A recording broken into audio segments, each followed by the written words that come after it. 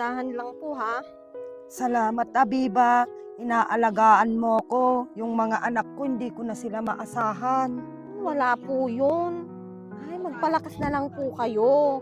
Para bumalik na po yung dating kayo. Yung masigla. Kaya nga kung hindi sana ako nadulas, Biba, hindi sana ako ganito. Nakakalakad pa sana ako. Tsaka kahirap yung walang mag-aalaga sa akin. Hayaan nyo na po. Baka busy lang naman po kasi yung mga anak nyo. O dahan-dahan po ah. Asan na kaya si Papo para painumin ko nga siya?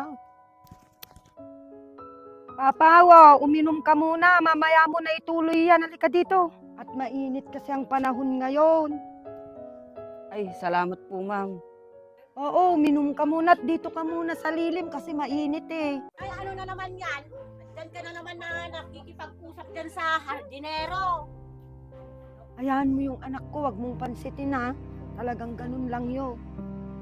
Makita po kayo ng mga kapitbahay dyan, baka ano pang sabihin nila sa inyo. Ang tanda-tanda nyo na nga, nakikipagharot pa kayo. Ito pala yung pambili nyo ng gamot nyo, oh. Si Simang pala, nagbigay na ba sa inyo? Hindi naman ako nakikipagharot anak. Binigyan ko lang ng tubig yun kasi mainit. Si Simang hindi pa nakapagbigay kasi Ay, dapat magbigay din siya kasi pare-parehas lang kaming anak. Yung binigay ko pong yan, pang 1 linggo na po yan. Baka kasi hindi po ako makapagbigay sa susunod sa inyo. Sige po, uwi na ako.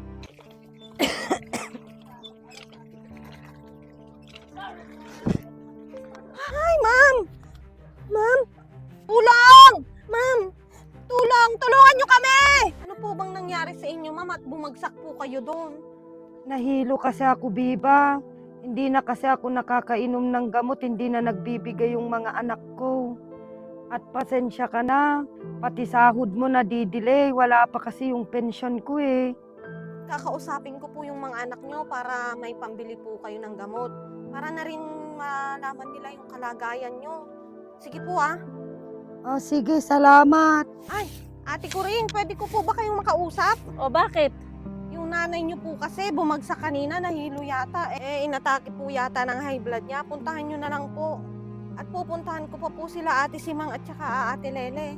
Ako, hindi ako pwede. Sila na lang ang puntahan mo, oh. Nakikita mo, ang luwang-luwang na dinadamuhan ko, oh. Tsaka hindi lang naman ako ang anak. Unahin mo na puntahan si Lele tsaka si Mang. Buti yung mga yon, mas may tutulong sila kay nanay. Ako, ang dami kong trabaho dito sa garden. Punta na lang ako doon kapag natapos na ako dito. Sige po. Tao po. Oh, bakit? Yung nanay niyo po kasi, hindi na po makatayo, inatake ng high blood. Painumin mo lang yun ng gamot. Alam mo namang busy ako, di ba? Ang dami-dami kong meeting sa office. Wala na po siyang gamot eh. Anong wala? Ikabibigay ko lang nung 1 buwan ha. Ikaw, wag mo akong inuutakan ha. Baka ikaw lang din naman ang gumagastos doon sa pera ng nanay eh. Kasi ikaw yung laging kasama niya. Kaya sige, umalis ka na. Hindi ako makakapunta. Sige po. Ano na kaya to? Ayaw naman siyang puntahan ng mga anak niya.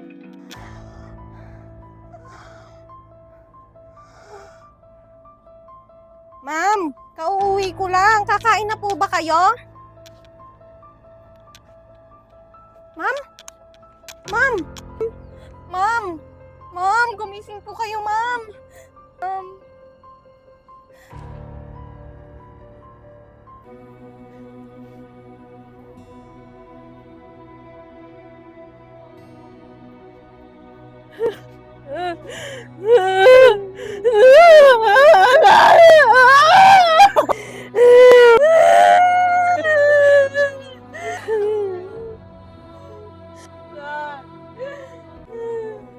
O ngayon, iiyak-iyak kayo?